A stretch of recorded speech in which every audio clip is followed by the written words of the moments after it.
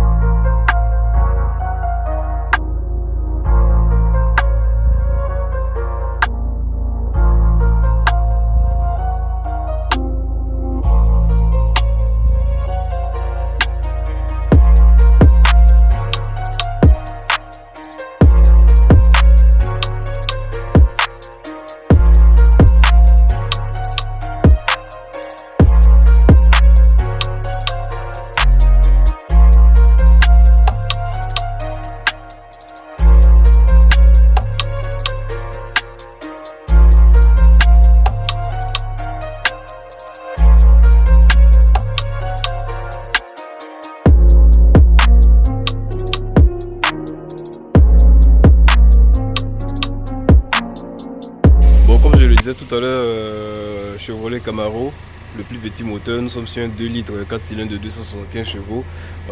Ça sera une vidéo assez rapide aujourd'hui. Externe, rien de nouveau comparé au modèle avec lequel j'avais fait la présentation, qui était une Camaro RS V6, mais là, comme je le dis, je le répète encore, on est sur un 4 cylindres, c'est les mêmes dimensions extérieures. Nous avons quoi, des jantes de 18 pouces, si je ne me trompe pas, ouais, c'est ça, des 245 sur 18 pouces. Environ assez longue, nous sommes à 4,78 m de long et 1,80 m ou 90 de large si je ne me trompe pas. Vitesse maxi 240 d'après la fiche technique et de 0 à 100 en 5 secondes 9. Comme on peut le constater, effectivement c'est un 4 cylindres, ça fait un peu bizarre de parler de 4 cylindres sur un Chevrolet. J'espère qu'on entend bien avec le bruit du moteur, je le laisse tourner pour le moment à cause de la climatisation. Mais bon, encore une fois, ça existe des 4 cylindres Chevrolet, surtout Camaro. 4 cylindres encore une fois, c'est économique, consommation assez basique, assez nulle. On constate qu'il y a des vérins, là c'est pratique. Et le capot est assez léger. Donc comme on le voit, il n'y a rien de spécial. Un moteur VVT direct injection. J'ai l'impression de dire VVTI. Donc voilà, rapidement c'est la partie moteur. En plus elle est assez basse.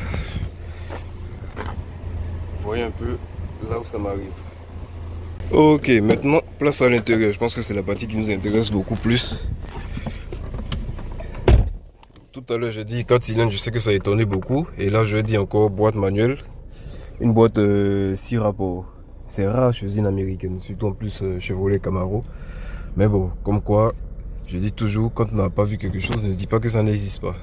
Ok, petit volant, 3 branches, 50, je ne sais pas, ça doit être édition 50, un truc comme ça.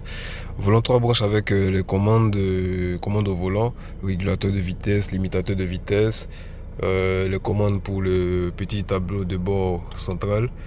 Là on voit le trip A, trip B, la consommation, le niveau d'huile, là bon, le moteur en marche, la pression des pneus, ça compte toujours, et pas mal d'informations. Ah, le temps depuis le démarrage de la voiture aussi. En tout cas, ah ouais, au niveau de la batterie aussi. En tout cas, ce petit bouton là, il nous sert pour pas mal de choses. Et comme on le constate, les sorties d'aération, les ventilations, je le dis toujours depuis cette voiture est sortie, je ne sais pas pourquoi ils ont mis ça à côté du levier de vitesse. Mais bon, les goûts et les couleurs. Et le tableau de bord il est différent de la version précédente. Moi j'aime bien ce côté carré façon transformer. Ah, et j'oubliais, assez bizarre, assez pratique pour monter et descendre le niveau de la ventilation. On n'a qu'à tourner là. Ouais. Là ça s'affiche automatiquement ici. Je baisse le niveau, j'augmente le niveau. Et ici pour le niveau de température. Je monte la température comme ça, je descends, je baisse la température comme ça. Nous avons aussi le toit ouvrant. Toujours plaisant dans ce genre de voiture là. Ah ouais, j'oubliais. Le frein de parking qui est de ce style là. Là je l'active. Là je le désactive. Et nous avons le... Attends, je baisse le niveau. Nous avons le démarrage start and stop. Qui est pratique pour pas mal de voitures maintenant.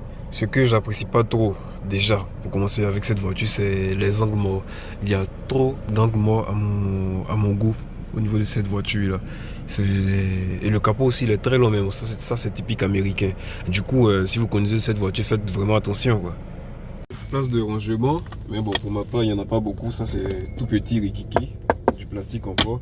Et au niveau des portières, là je peux à peine poser mon téléphone. Et aussi au niveau du bas de la porte, je pense que c'est tout. À l'arrière, bon, il n'y a rien. Mais bon, c'est comme je le disais, c'est juste basique quoi. Et comme on peut le constater depuis quelques années, elle est vraiment appréciée de ses lignes. Regardez ça, je ne sais pas comment ils ont conçu cela, mais ça me fait penser aux Camaro de l'époque aussi. Et par contre c'est américain, il ne faut pas demander grand chose, on a quand même pas mal de plastique, ça peut se constater. Mais bon, en plus ça vieillit pas très bien.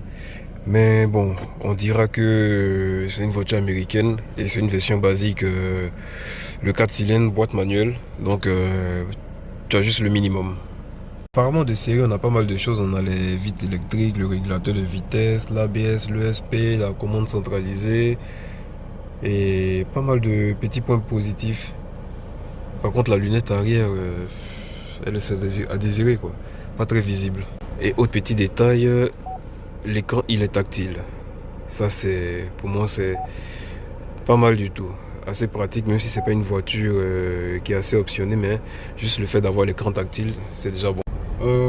J'oubliais, par contre ce que je n'apprécie pas, j'aurais aimé concernant les ceintures de sécurité, qu'elles soient assez pratiques, enfin bien placées, comme on le voit sur des Mercedes de l'époque. Mais là on est obligé d'aller chercher vraiment loin. Et c'est pas très pratique à mon goût. Et j'oubliais encore concernant, petit détail encore concernant les sièges à l'arrière, c'est vraiment pas donné, il n'y a pratiquement pas d'espace.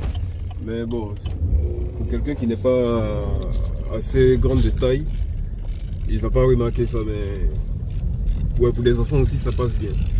Mais bon, ils ont juste mis quelques places à l'arrière pour dire c'est une 4 places quoi. Je dirais même pas 5 places mais plutôt 4 places. Au fond, elle n'est pas si désagréable cette voiture. Et il suffit de bien l'écouter, bien la comprendre. À peine accéléré, on entend son turbo déjà. Et n'oublions pas le nombre de chevaux. Elle accélère déjà bien, même pour un 4 cylindres. On dira, ouais, c'est une américaine. Effectivement, c'est une américaine. Ça commence à partir d'un V6. Sinon, je dirais un V8 pour vraiment parler d'américaine. Mais bon, je trouve que tout dépend de ce que chacun fait, comment chacun conduit.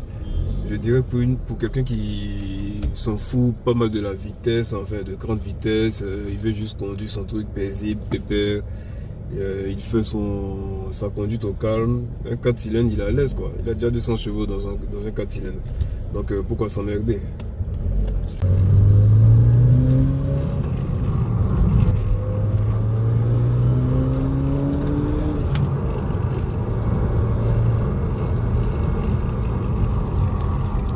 Comme je le disais, on entend vraiment son turbo qui déclenche.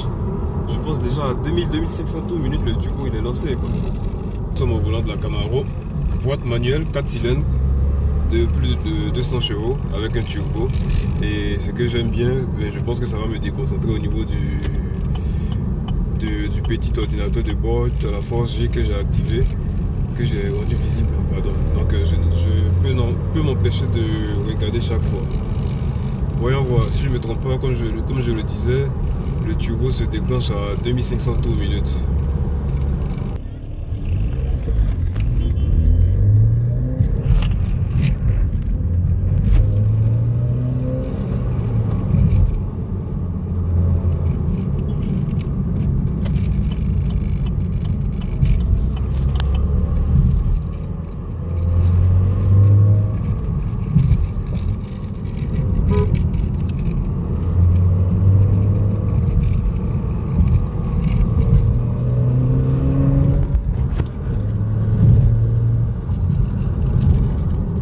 Comme on vient de le constater, je viens de faire quelques petites accélérations juste pour montrer un peu la réactivité de la petite Camaro en question. Je dis petite à cause de la taille de son moteur, chose qu'on ne voit pas souvent au niveau des Camaro, au niveau des voitures américaines, j'ai envie de dire.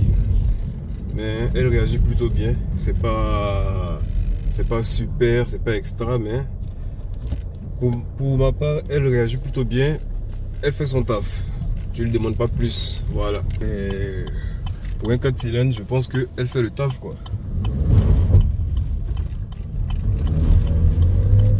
Là, c'est mieux d'avoir toujours l'ESP activé parce que avec ces voitures américaines là, en propulsion en plus, elles ont toujours l'arrière qui chasse, quoi. J'avais dû parler des angles morts au début de la vidéo, mais heureusement qu'on a la caméra de recul. Attends, je n'ai pas essayé ça. Qu'est-ce que c'est que ça? Ah non, ça ne pouvait pas afficher.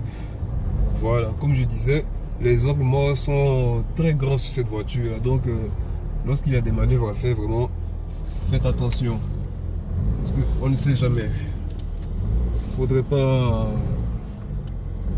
rayer une voiture de cette valeur-là. Même si certains le diront, elle n'est pas aussi cher que ça. Mais bon, au niveau des rétroviseurs, au niveau de la lunette arrière, les angles morts sont énormes. Donc. Et n'oublions pas, merci à cette entreprise de m'avoir fourni cette voiture pour ma vidéo. Vous pouvez contacter ce numéro là au cas où, si vous avez besoin de véhicules pour achat, pour location. Donc merci encore à Best Baby Car. Ok, dans l'ensemble, je dirais que c'est une voiture plutôt appréciable. C'est une américaine, donc côté intérieur, tableau de bord et tout, on ne demande pas grand chose. Mais niveau esthétique et tout, soit tu l'aimes, soit tu l'aimes pas. Elle a déjà un design appréciable, caractère américain.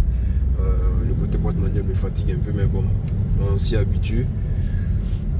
Et ensuite, bon, par contre que j'ai pas compris, il n'y a pas d'accroche ici là. Au cas où tu fais de grosses accélérations et que le passager a peur, il ne pourra pas s'accrocher. Donc du coup, il est obligé de s'agripper aux portières, s'il peut le faire bien sûr. Mais bon, ça a été un concept de cette voiture. Je suppose qu'ils savent pourquoi ils l'ont fait. Bon ben la famille, merci d'avoir suivi la vidéo. N'hésitez pas à liker, à vous abonner. Et ça a été une vidéo assez rapide vu que j'ai déjà fait une première avec une Camaro, mais qui était une Camaro RS. Et celle-là c'est une Camaro seulement 2 litres 4 cylindres de 275 chevaux avec un turbo. Donc voilà, c'était un truc assez rapide. N'oubliez pas de vous abonner et à la suite, à la prochaine pour d'autres vidéos. Merci.